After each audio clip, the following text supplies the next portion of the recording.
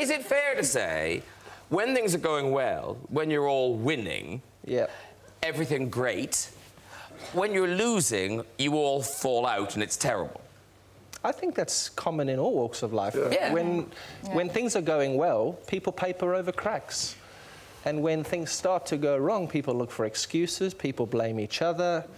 But the one thing I'm proud about in that book is that Andy Flower knows about all of that stuff in the book before I wrote it. And when we were doing well, I was still complaining about the stuff that I knew wasn't right with our system. And so that's what I've reported. And I suppose the other thing I was wondering is, because you've now kind of lived through it all again, writing the book, you've gone through this whole experience, and we're making light of it a bit, but it got pretty grueling for you at various times. It was very personal to you. And I just wondered, having written all this and gone through it again, are there things you would do differently? Or do you look back and kind of think, actually, I could have handled that better, I could have done something? Yeah, clearly, we all make mistakes. None of us are perfect. We all make mistakes in every walk of life, and I certainly made them. And what are the biggies? What are the biggies? What are the big... I'll tell you what, one of the biggest mistakes I made was Andrew Strauss when he played just before his 100th Test match. I was involved in that text messaging scandal. And for me, one of my good friends who was just about to play his 100th Test match, playing a 100th Test match is quite a big thing. It's like huge.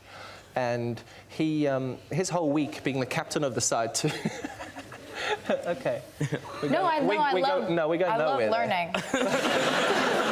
You do your chess match, and then you... Test match. Chess match. Yeah, it's a contact sport. we break bones and stuff. Okay, so he's doing the 100th test. Yeah, so basically I was involved in that little bit of a scandal the week before his 100th Test match. He had basically thought in his mind, I'm finishing at that Test match. He had captained us for a few years. He was a fantastic captain. He was a very good cricketer, a good friend of mine. I was involved in a bit of a mix-up, and it just went through. The mix-up? Should I not ask about that? No. We don't talk about that. You go on. Yeah. We're not going to go through that. That's cricket again. Okay.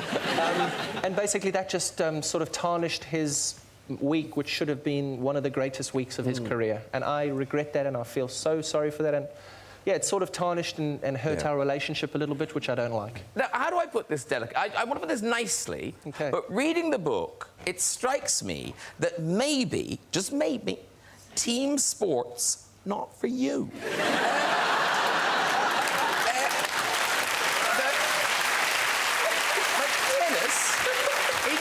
Tennis player.